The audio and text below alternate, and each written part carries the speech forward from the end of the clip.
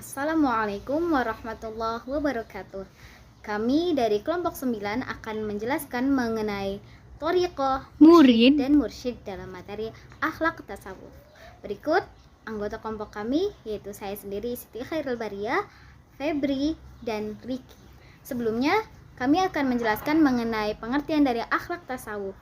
Akhlak tasawuf ialah seseorang yang melakukan tindakan terpuji sehingga seseorang tersebut berusaha untuk mensucikan dirinya. Kemudian pengertian thoriqah sendiri ialah proses pembersihan jiwa dari akhlak tercela dan menghiasi diri dengan akhlak yang mulia, atau dapat juga diartikan sebagai mengamalkan ajaran Islam secara totalitas, yakni lahir maupun batin, demi meraih ridho Allah Subhanahu wa ta'ala. Ya, langsung saja kita masuk kepada materi. Yang pertama adalah materi pengertian murid dan mursyid yang akan dijelaskan oleh Febri, dan yang kedua materi syarat-syarat mursyid. Yang ketiga materi norma-norma murid dan mursyid, dan yang keempat materi hubungan murid dengan mursyid. Langsung saja kita masuk kepada materi syarat menjadi mursyid. Menurut Syekh Romli dalam kitab Nata'i al-Afkar al-Qudusiyah, syarat menjadi mursyid yang pertama harus matang dalam menguasai ilmu para ulama. Yang kedua, harus memahami hikmah dari orang-orang yang sudah makrifat billah. Yang ketiga, menguasai taktik dan strategi yang diterapkan penguasa, raja, dan pemimpin. Kemudian, gugurnya kemursyidan seseorang akan terjadi apabila 1. Bodoh terhadap ajaran agama. Yang kedua, mengabaikan kehormatan orang Islam. Yang ketiga, melakukan hal-hal yang tidak berguna. Yang keempat, mengikuti selera hawa nafsu dalam segala tindakan. Dan yang terakhir, berakhlak buruk tanpa peduli dengan perilakunya. Sebagaimana yang kita tahu, seorang mursyid adalah seseorang mengajarkan ilmu agama kepada murid. Bayangkan apabila seorang mursyid tidak memahami ilmu agama, tidak kenal dengan para ulama, tidak memahami ilmu para ulama, tidak menguasai, bagaimana nasib seorang murid yang akan menerima ilmu dari seorang mursyid. Dan bayangkan apabila seorang mursyid memiliki akhlak tercela, bagaimana seorang murid dapat mencontoh? Perkenalkan, nama saya Febriani Nurrahma. Saya di sini akan menjelaskan tentang pengertian dari murid dan mursyid. Pengertian murid berasal dari bahasa Arab yang artinya orang yang mempunyai keinginan. Murid dalam istilah Arab di dalam thoriqah adalah sebutan yang diberikan kepada seorang yang telah memperoleh talqin zikir seorang guru untuk mengamalkan wirid-wirid tertentu dari aliran thoriqahnya. Atau dengan kata lain, orang yang telah berbaiat kepada seorang guru mursyid untuk mengamalkan wirid thoriqah. Menurut Al-Ghazali, seorang siswa dalam arti istilah tasawuf harus mempunyai seorang penunjuk yang akan membimbingnya, yang akan menunjukkan jalan yang benar. Dan orang yang tidak punya guru, maka orang tersebut akan dibawa iblis ke jalannya. Murid di dalam tasawuf terbagi menjadi 3 kelas, yaitu kelas mubtadi, mutawasit, dan muntahi. Mubtadi atau yang disebut juga sebagai kelas pemula, yaitu mereka yang baru mempelajari syariat. Jiwanya tuh masih terikat dengan duniawi. Kelas pemula ini berlatih melakukan amalan-amalan zahir secara tetap dalam waktu tertentu. Yang kedua, kelas mutawasit atau tingkat menengah, yaitu orang yang sudah dapat melewati kelas pemula dan mempunyai pengetahuan yang cukup dengan syariat. Kelas ini sudah mulai memasuki pengetahuan dan amalan-amalan yang bersifat batiniah. Tahap ini adalah tahap belajar dan berlatih menyucikan batin agar tercapai akhlak yang baik. Yang ketiga, kelas muntahi atau tingkat atas, yaitu murid yang telah matang ilmu syariatnya, sudah menjalani ilmu syariat dan tarekat, dan mendalami ilmu batiniah. Sudah bebas dari segala perbuatan maksiat sehingga jiwanya bersih. Orang yang sudah sampai pada tingkat ini disebut arif, yaitu orang yang sudah diperkenankan untuk mendalami ilmu hakikat. Sudah itu ia pun bebas dari bimbingan guru. Yang selanjutnya, pengertian mursyid.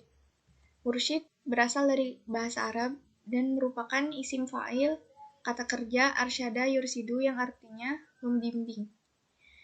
Mursyid adalah seorang ahli waris sejati Nabi Muhammad SAW.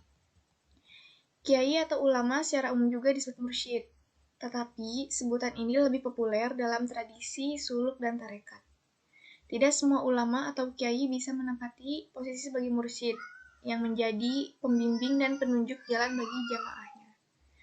Mursyid adalah istilah yang berlaku dalam tradisi suluk dan tarekat untuk menyebut seorang pembimbing spiritual dalam suatu jamaah tarekat. Mursyid merupakan figur pemegang otoritas tertinggi untuk membimbing murid-murid dan jamaah suatu tarekat. Namun, faktor yang paling utamanya itu keilmuan seorang mursyid haruslah menguasai ilmu-ilmu lahir dan ilmu-ilmu batin. Ilmu lahir bisa disebut juga dengan syariat dan ilmu batin bisa disebut dengan hakikat ma'rifat. Istilah mursyid sering dikaitkan dengan tarekat. Tarekat tersendiri berarti jalan atau metode mendekati Tuhan. Sebelum seorang masuk dalam tarekat biasanya dibaiat oleh mursyid. Baiat adalah janji setia yang harus ditaati murid selama dia berada dalam bimbingannya. Karena itu, inti dari tasawuf untuk membimbing seorang ke arah pengalaman agama secara lebih baik. Bismillahirrahmanirrahim. Selanjutnya di sini saya akan memaparkan beberapa kriteria dan norma murid terhadap mursyid.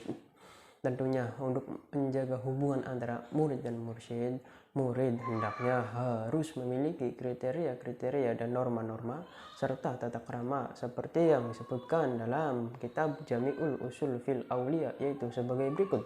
Pertama, setelah yakin dan mantap dengan seorang syekh atau mursyid, hendaknya dia segera mendatanginya seraya berkata, "Aku datang menghadapmu agar dapat ma'rifat atau mengenal Allah Subhanahu wa Ta'ala." Yang kedua, bersegera melakukan apa yang telah diperintahkan oleh mursyidnya dengan tanpa keengganan, tanpa menyepelekan, dan tidak berhenti sebelum urusannya selesai. Yang ketiga, asyidku, yaitu bersungguh-sungguh dalam pencarian ma'rifatnya sehingga segala ujian dan cobaan tidak mempengaruhinya dan segala celaan serta gangguan tidak akan menghentikannya. Dan juga hendaknya kecintaan yang jujur kepada mursyidnya melebihi cintanya terhadap diri sendiri, harta, dan anak, seraya berkeyakinan bahwa maksudnya dengan Allah Subhanahu wa Ta'ala tidak akan kesampaian tanpa wasilah atau perantara mursyidnya. Yang keempat, mengamalkan semua apa yang telah ditalkinkan oleh mursyidnya berupa zikir ataupun lain sebagainya. Yang kelima yaitu rendah diri atau rendah hati. Yang keenam, tidak suka marah kepada siapapun karena marah dapat menghilangkan nur atau cahaya zikir. Intinya harus bersabar dan juga meninggalkan perdebatan yang tidak penting. Adapun adab seorang murid secara khusus kepada mursyidnya, yaitu yang pertama, keyakinan seorang murid hendaknya hanya kepada seorang mursyidnya saja. Artinya, ia yakin bahwa segala apa yang diinginkan dan dimaksudkan tidak akan berhasil kecuali dengan wasilah mursyidnya. Yang kedua, tunduk, pasrah, dan ridho dengan segala tindakan mursyidnya dan berhikmah kepadanya dengan harta dan badannya, karena jawharul mahabbah atau mutiara kecintaan tidak akan nampak kecuali dengan cara ini, dan kejujuran serta keikhlasan tidak akan diketahui kecuali dengan ukuran timbangan ini. Yang ketiga yaitu memelankan suara ketika berada di majelis sang mursyid, karena mengeraskan suara di majelis orang-orang besar termasuk su'ul adab atau perilaku yang buruk, dan tidak berpanjang lebar ketika berbicara, memberi jawaban, atau bertanya kepadanya, karena hal tersebut dapat menghilangkan rasa segan terhadap mursyidnya yang menjadikan bisa terhijab dari kebenaran. Yang keempat dan terakhir yaitu mengetahui waktu yang tepat ketika ingin berbicara dengan mursyidnya, sehingga tidak berbicara dengannya kecuali pada waktu-waktu luangnya, dan juga dengan sopan, tunduk, dan khusyuk tanpa melebihi batas kebutuhan, sambil memperhatikan dengan sungguh-sungguh jawaban-jawaban yang diberikan. Hubungan murid dengan mursyid jelas. Seorang mursyid sebagai pengajar atau pembimbing spiritual bagi seorang murid, sedangkan murid sebagai penerima ilmu dari seorang mursyid. Sebagaimana dalam Al-Quran Allah menjelaskan, A'udzu billahi minasyaitonir rajim. Bismillahirrahmanirrahim. Ya ayyuhalladzina amanu taqullaha wabtaghu ilaihil wasilata wajahidu fi sabilihi la'allakum tuflihun. Wahai orang-orang yang beriman, bertakwalah kepada Allah dan carilah wasilah atau jalan untuk mendekatkan diri kepada Allah, dan berjuanglah di jalannya agar kamu beruntung. Dalam ayat ini jelas sekali bahwa hubungan antara murid dengan mursyid, yaitu mursyid sebagai wasilah atau jalan bagi seorang murid untuk mendekatkan diri kepada Allah, taqarrub ilallah. Seorang murid perlu menghadirkan rupa atau wajah syekh atau mursyid ke hati ketika berzikir atau beramal guna mendapatkan wasilah dalam rangka perjalanan menuju Allah dan terkabulnya doa. Demikian presentasi dari kelompok kami. Atas segala kekurangannya kami mohon maaf. Segala kebenaran berasal dari Allah dan segala kekurangan berasal dari kami sendiri. Wallahul muwaffiq ila aqwamit thoriq. Wassalamualaikum warahmatullahi wabarakatuh.